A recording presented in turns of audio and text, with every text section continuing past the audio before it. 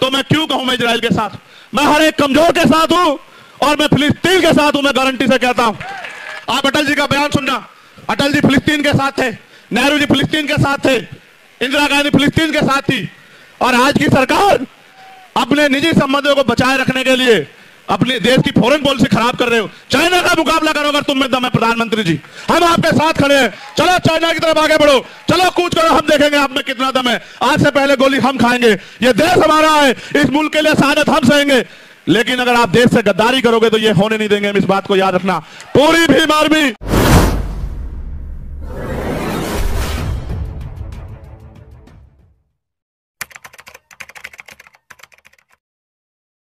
और अगर दुनिया की बात आप देखोगे, अभी मैं चर्चा कर रहा था एक पत्रकार साथी से, और मैं जानता हूं मीडिया के साथी इस बात पे जरूर ध्यान करें मेरी।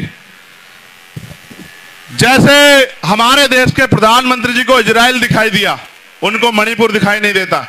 और मणिपुर छोड़िए, पूरे देश में जो कमजोर वर्गों पे हिंसा हो रही है वो दिखाई नहीं देती उनको। सरकारी कर्मचारी बड़ा आंदोलन कर रहे थे दिल्ली में कि हमें पेंशन दो, नौजवान सड़कों पे है, रोजगार नहीं है, महंगाई बेरोजगारी ने कमर तोड़ दी है, कोई कहने वाला नहीं है। और आज सरकार कह रही है कि हम इजराइल के साथ।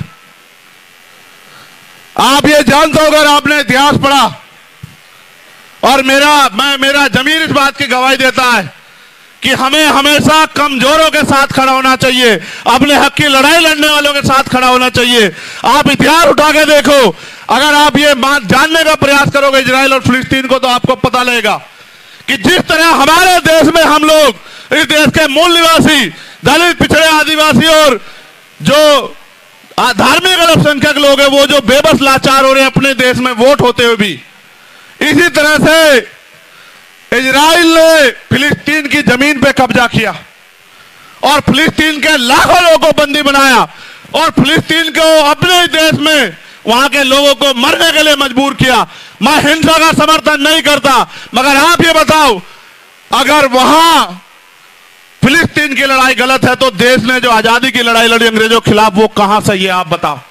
यहां भी तो शहीद आजम सरदार भगत सिंह ने अपने प्राणों के बलिदान दिए, उनकी यूनिट ने प्राणों के बलिदान दिए अपनी मातृभूमि की रक्षा के लिए, उसको आजादी के लिए अंग्रेजों से।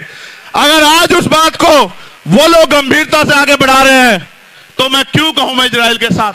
मैं हर एक कमजोर के साथ हूं और मैं फिलिस्तीन के साथ हूं, मैं गारंटी से कहता हूं।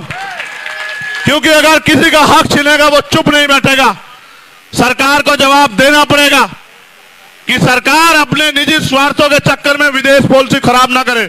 आप अटल जी का बयान सुनना, अटल जी फिलिस्तीन के साथ थे, नेहरू जी फिलिस्तीन के साथ थे, इंदिरा गांधी फिलिस्तीन के साथ थी।